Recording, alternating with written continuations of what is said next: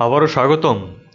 আমরা কোণের প্রায় সকল নিয়ম শেষ করে ফেলেছি, যাতে করে আমরা কোণের খেলা শুরু করতে পারি। সুতরাং চলো আরও কিছু নিয়ম শেখা যাক। মনে করো আমার দুটি সমান্তরাল রেখা আছে। তুমি হয়তোবা সমান্তরাল রেখা কি তা বুঝতে পারছো না। আমি এখন এটি তোমার কাছে ব্যাখ্যা করব। সুতরাং আমি এরকম একটি রেখা টানলাম। তোমার হয়তোবা মনে হচ্ছে সমান্তরাল রেখা কি।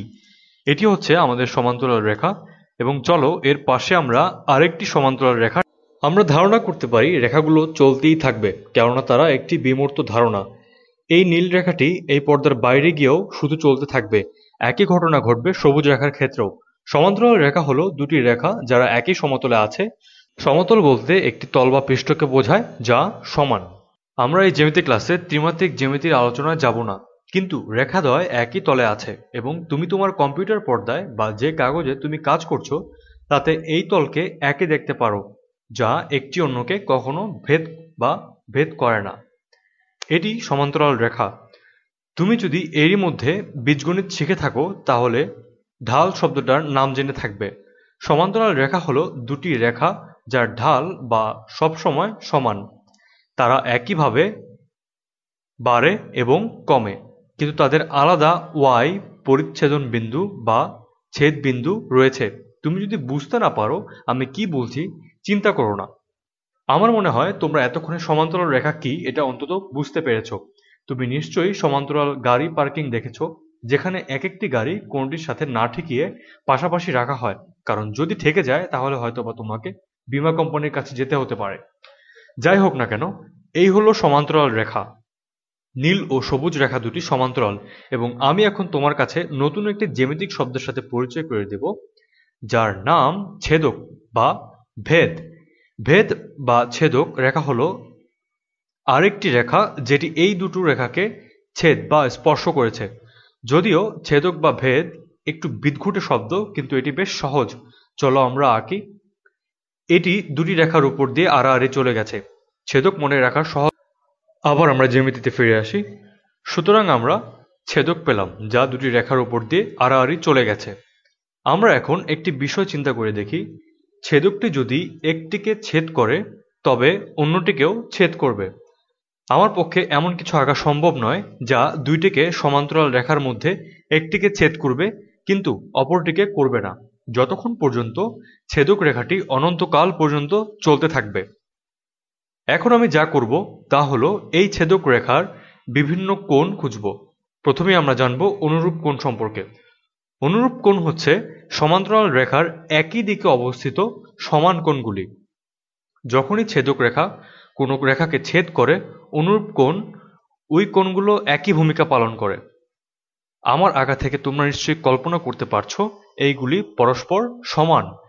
তাই এটি যদি এক্স হয় তবে অপরটিও হবে এক্স।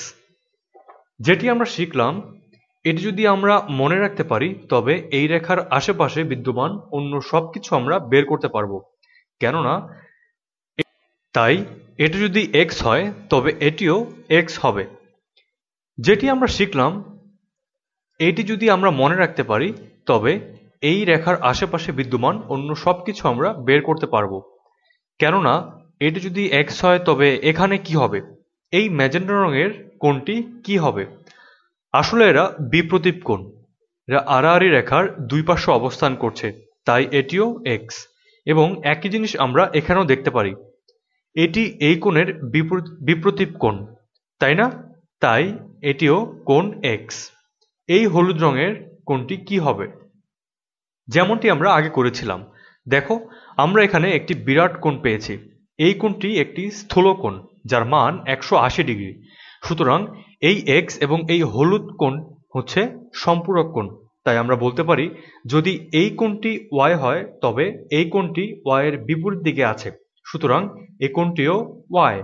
একইভাবে আমরা যদি এখানে এক্স পাই তবে এক্স এই কোণটির সম্পূরক কোণ বা সাপ্লিমেন্টারি।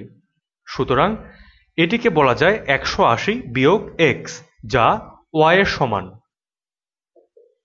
এবার বিপরীত কোণগুলোর ক্ষেত্রে এগুলো ওয়াই এর সমান। সুতরাং এই সবই হলো এ সংক্রান্ত জ্যামিতির নিয়ম। যদিও আমি একটু দ্রুত বলেছি, তারপরেও আমার মনে হয় না বিষয়টি তোমাদের কাছে কঠিন মনে হচ্ছে। আমি প্রথমেই বলেছি অনুরূপ কোণ বা করেসপন্ডিং অ্যাঙ্গেল সম্পর্কে। আমি বলেছিলাম এই এক্স সমান এই এক্স। আমি বলেছিলাম যদি এই দুটি কোণ পরস্পর সমান হয়, মানে যদি এই কোণটি এক্স হয় তাহলে এটিও এক্স হবে, কেননা তারা বিপ্রতীপ কোণ এবং তাদের জন্য একই কথা প্রযোজ্য। তারপর বলেছি যদি এটি এক্স হয় এবং এটি এক্স হয় এবং তারা পরস্পর সমান, কেননা তারা অনুরূপ কোণ বা করেসপন্ডিং অ্যাঙ্গেল।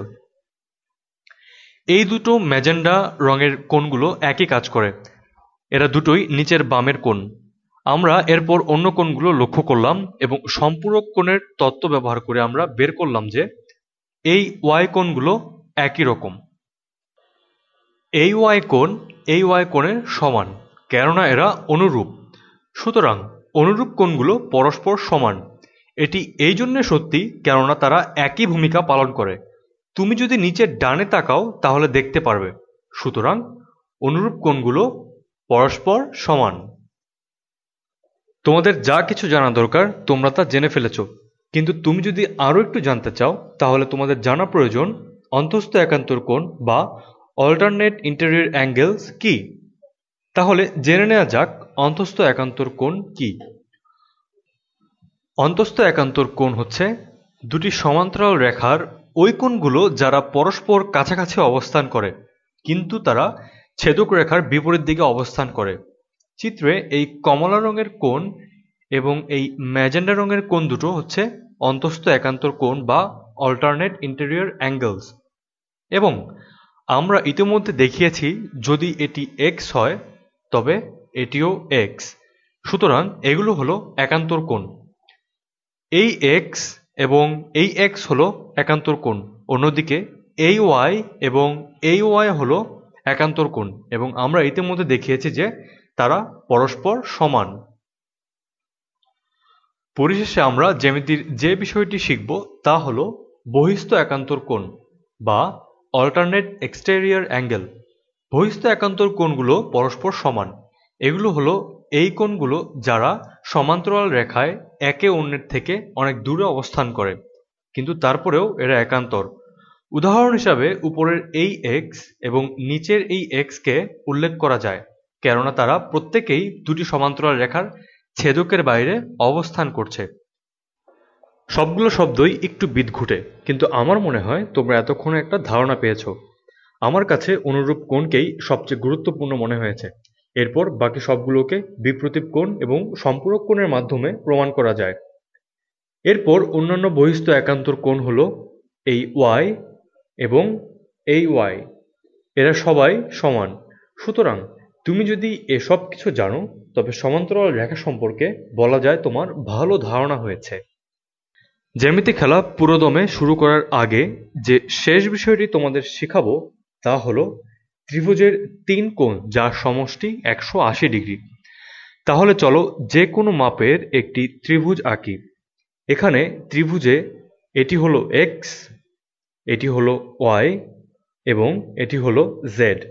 আমরা জানি কোনো ত্রিভুজের এক্স ডিগ্রি যোগ ওয়াই ডিগ্রি যোগ জেড ডিগ্রি সমান 180 ডিগ্রি। সুতরাং আমরা যদি এই কোণ সমান 30 ডিগ্রি ধরি এবং এই কোণ সমান 70 ডিগ্রি, তাহলে জেড কোণ সমান কত? আমরা দেখি 30 যোগ 70 ডিগ্রি যোগ জেড সমান 180 ডিগ্রি, অথবা বলতে পারি 100 যোগ জেড সমান 180 ডিগ্রি।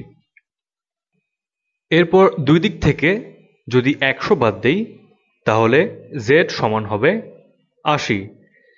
ত্রিভুজে দুই কোণের বিভিন্ন মান থাকতে পারে, কিন্তু এই নিয়ম ব্যবহার করে তুমি সহজেই তৃতীয় কোণের মান বের করতে পারবে। আমার মনে হয় উপরের সবকিছু জানার পর আমরা এখন পুরোপুরি তৈরি ত্রিভুজ নিয়ে খেলার জন্য। পরবর্তী ভিডিওতে আবার দেখা হবে। ততক্ষণ পর্যন্ত ভালো থাকো সবাই।